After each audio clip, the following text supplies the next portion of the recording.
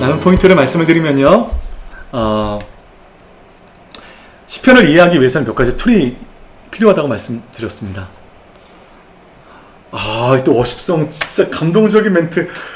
이야, 진짜 이런 감동적인 멘트가 나오면 정말 감동하는 겁니다. 모든 시간, 경배 사랑한다. 네. 시편이 쓰여지게 된 배경을 먼저 분석하고요. 시편 안에 근거가 되는 사건의 흔적이 있는지를 파악을 해야 됩니다. 그리고 단서가 되는 그 단어와 시간을 뜻하는 그 제어, 그 단어를 파악을 하고요. 그리고 표제어를 파악하는 것입니다. 이 네 가지가 필요합니다. 시편의 말씀을 잘 해석하기 위해서는. 자, 147편의 해석의 힌트를 보면요. 2절 말씀 가운데 쫓겨나간 사람들은 모으셨다. 13절 말씀 가운데 내 문들의 빗장을 강하게 하셨다. 복을 주셨다. 이 세 가지를 통해서 이것이 포로 귀환 이후에 쓰여진 찬양시구나 라는 것을 알 수가 있습니다. 이거에 대한 해설을 듣기 원하시는 분들은 본 강의를 들으시면 이해가 될 것입니다. 좀 빨리 진행하도록 하겠습니다. 그래서 여러분 1차, 2차, 3차에 걸쳐서 강대국 페르시아에서 예루살렘으로 돌아오게 됩니다. 첫 번째는 수룹바벨을 통해서 돌아오게 되었고요. 두 번째는 에스라를 통해서, 세 번째는 느헤미야를 통해서 포로로 잡혀갔던 이스라엘 백성들이 돌아오게 됩니다. 여러분, 포로기 때의 이스라엘 상황은요, 어떤 상황이었을까? 포로기는 한마디로 얘기하면 거절감과 상처의 시간들이었습니다. 우리는 선민이야, 하나님이 선택하셨어 라고 하는 이 선민 사상이 와르르 깨진 시간이었거든요. 그리고 그들의 마지막 자존심이었던 성전마저 무너져 버렸기 때문입니다. 아무것도 남지 않았습니다. 선민도 아니었고 하나님이 우리와 함께 하신다는 그 증거도 사라져 버렸습니다. 그들은 외면당했구나, 우리는 하나님께 버림받았구나 라는 것을 알고 절망했지만 하나님의 본심은 그것이 아니었습니다. 그들을 외면한 것이 아니었습니다. 그들을 버려버린 것이 아니었습니다. 하나님의 본심은 따로 있었습니다. 1, 2차, 3차에 걸쳐서 수룹바벨이 돌아왔을 때 성전 재건을 어렵지만 일구었고, 에스라로 인하여 2차 포로기의 귀환이 있었을 때 말씀 부흥을 일구었습니다. 세 번째, 느헤미야를 통해서 돌아왔을 때 성벽 재건이 있게 되었습니다. 이 모든 것들이 하나도 자기의 계획대로 된 것이 없습니다. 뜻대로 진행된 것이 없습니다. 동족의 방해로 말미암아 십수년이 지나서, 수십 년이 지나서 겨우겨우 성전이 지어지게 되었고, 겨우겨우 성벽이 재건되었습니다. 성벽 재건하면 그게 뭐라고? 느헤미야 52일 만에 세웠거든요. 근데 그 52일 만에 세운 성벽 그게 뭐라고? 수십 년이 걸렸습니다. 동족의 방해로 말미암아. 이럴 때 우리는 좌절하게 되죠.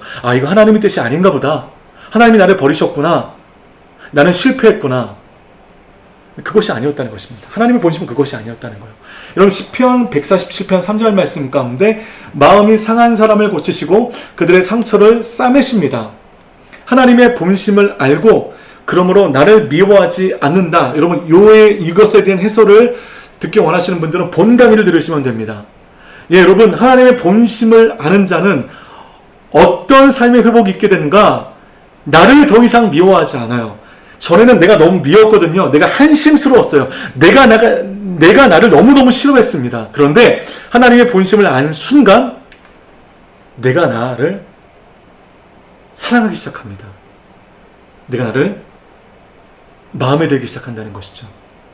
제가 그랬거든요. 하나님의 본심을 알게 되고 내적 치유가 되면서 한 번도 그렇게 생각하지 않았는데 내가 조금 멋있는 사람이라는 것을 알게 되었습니다. 나도 괜찮은 사람이라는 것을 그때 알게 되었습니다. 그전에는 끝없는 열등감과 루저의 삶을 살아다가 하나님의 본심을 모르면 나를 사랑하지 못해요. 하나님의 본심을 아는 순간, 나의 삶의 계획을 아는 순간, 나의 고난의 의미를 재파악하는 순간 내가 나를 더 이상 미워하지 않는다는 것입니다. 그래서 하나님께서는요, 그 하나님의 본심, 하나님의 뜻보다 말의 힘, 다시 말하면 군사력과 사람의 다리, 힘, 눈에 보이는 세상의 힘, 권세를 의지하는 사람을 기뻐하지 않으십니다.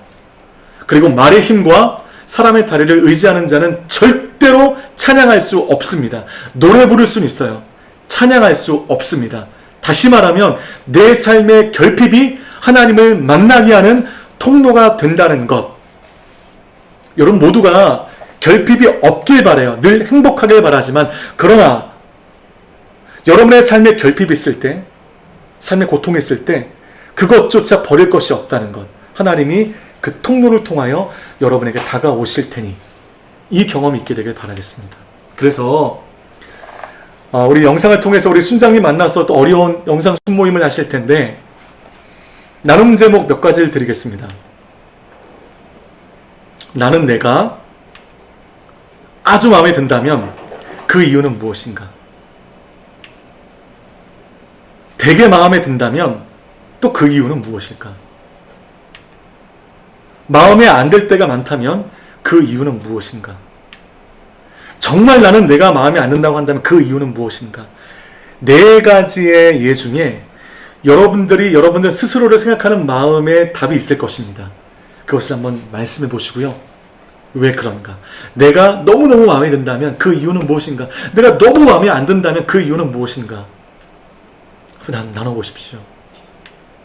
그리고 두 번째는요, 내가 스스로 자랑하거나 자랑스럽거나 되게 마음에 들었을 때, 그때 과거의 기억이 있으실 거예요. 어떨 때였나? 과연 어떨 때 여러분 스스로가 너무너무 자랑스러웠고 여러분 스스로가 마음에 들었는가? 그때가 언제였는가? 한번 생각해 보시죠. 그리고 마지막 세 번째는요, 어떻게 하면 나는 나를 사랑할 수 있을까? 영적으로, 일상적으로 나는 어떻게 할 때 나를 사랑할 수 있을까? 뭐 저런 것도 되겠죠. 미용실에 가서 머리를 또 이쁘게 하고 화장을 잘하고 멋진 옷을 입고 친구를 만나고 즐거운 시간을 보낼 때 난 내가 만족스럽다. 그렇게 고백하실 수가 있죠. 어떻게 하면 나는 나를 사랑할 수 있을까? 영적인 레시피, 일상적인 레시피를 한번 고민해 보시고 함께 나누는 우리 순원들과 함께 나눠보신다면 여러분들 응원하신 마음 가운데 하나님의 만지심이 있게 될 줄을